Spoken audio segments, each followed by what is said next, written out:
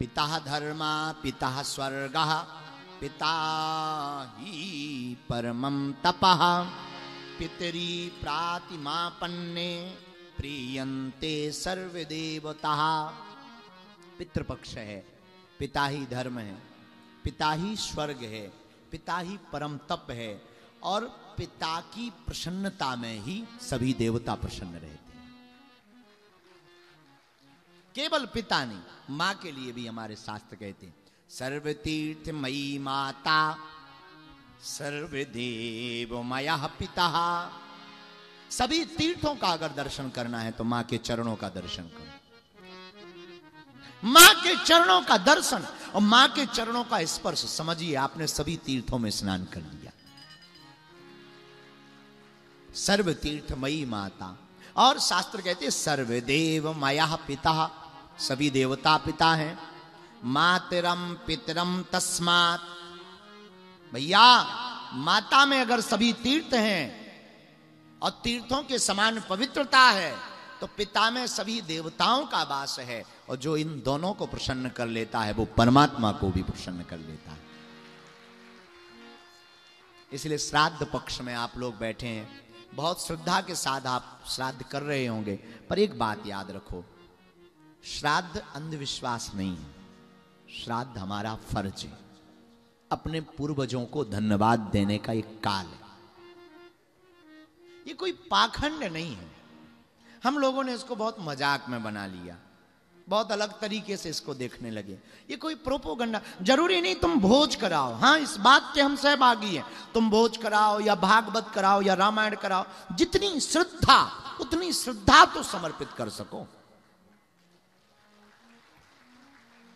श्राद्ध श्रद्धा से किया जाता। ये किसी कवि ने हमको आज सुबह से भेजा, हमको बहुत अच्छा लगा पढ़कर। उन्होंने लिखा, श्रद्धा से यदि श्राद्ध करो तो घर पावन हो जाता है। श्रद्धा से यदि श्राद्ध करो तो घर पावन हो जाता है। नेह वरसता उन पितरों का जन्मों जन्मों का जिनसे नाता है। आगे उन्होंने बहुत अद्भुत लिखा, जीते जी जो माता पिता की महिमा समझ नहीं पाता, वंचित होता पुण्य कर्म से तीनों लोकों से जाता। माता पिता के श्री चरणों में सारा जग समाया है, सहज भाव से कर लो तर्पण, पक्ष श्राद्ध का आया है। श्राद्ध पक्ष अद्भुत है। ये 15 दिन हमारे पूर्वजों के लिए है। इसलिए हम इसलिए भी नहीं कह रहे कि आप हर बार समय निकालो, जब आपको समय मिले। जिस वर्ष में गया की बहुत महिमा है, यहां विष्णुपाद है, प्रेत शिला है, माता जानकी जी ने भी, प्रभु श्री राम ने भी यहां पर पितरों के लिए पिंडदान दिए।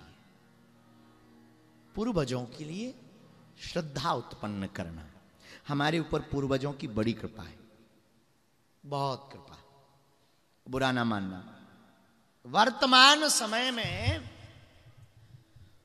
जितने भारत के और दुनिया के लोग हैं, जिन जिन समस्याओं से घिरे हैं, हमारा ऐसा मानना है, आपका क्या मानना हम आप पर थोप नहीं रहे, हमारा ऐसा मानना, वर्तमान समय में जितनी भी विपत्तियों का सामना मनुष्य जाति कर रहा, उसका प्रथम कारण पितरों की रुष्टता है। पहला कारण पितरों की रुष्टता है।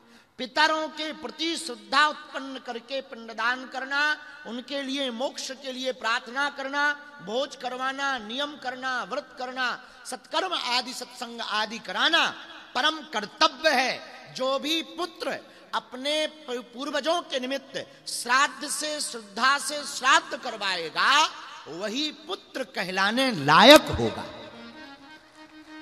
पुत्र का, अभी हमारे पूज्य गुरु भाई कितनी अद्भुत बात बोले, पुत्र का धर्म ही है, पुत्र होने का अर्थ यही है, अपने पूर्वजों के लिए श्राद्ध करना, ये पुत्र का धर्म है।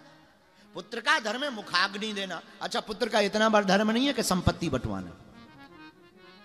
नाम तुम पिता का, नाम पिता का, संपत्ति पिता की, मकान पिता का, मजे तुम मार रहे। अब आपका कर्तव्य क्या है? ऊपर से पिता को कई बार तुम वृद्धाश्रम छोड़ देते हो, दुत्कार देते हो, डांट देते हो, मां को भी डांट देते जिसने जन्म दिया, जिसने पालन पोषण किया, उल्टा बोल देते हो। जरा विचार करना, तुम्हारे लिए मां बाप ने इतना किया, तुमने क्या किया? एक बार सोचना, थोड़ा सा आत्ममंथन करना। तुम्हारे लिए मां बाप ने इतना किया, तुमने क्या किया? तुम्हारे लिए तुम्हारे परदादा ने अपने कुल और गोत्र को बचा करके रखा, तुमने क्या किया? तुम्हारे पूर्वजों ने वर्ण संकरी संतति से तुम्हें बचा कर रखा, तुमने क्या किया? तुमने अपने पूर्वजों के लिए क्या किया? तुमने अपने पिता के लिए क्या किया? इसका मतलब ये नहीं, बहुत से लोग गया जी में पिंडदान करके जाते हैं, पर सब अब तो हम गया जी हुआ है। गया में पिंडदान करने का मतलब ये नहीं कि अब आप ऋण से मुक्त हो गए। कभी भी पूर्वजों के ऋण से आप मुक्त नहीं हो सकते। आपने यहां कर लिया, आप बहुत अच्छा किया कि आप गया जी आ गए, ब्रह्म कपाल भी जा सकते हो।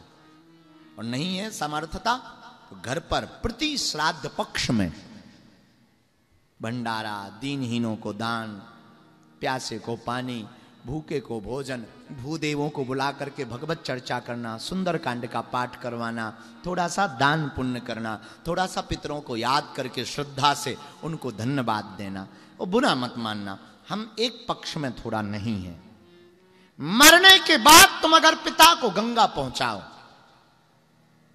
तो कोई बहुत बड़ी बात नहीं, जीते जी गंगा जल पिलाओ तो थोड़ी सी बात अच्छी।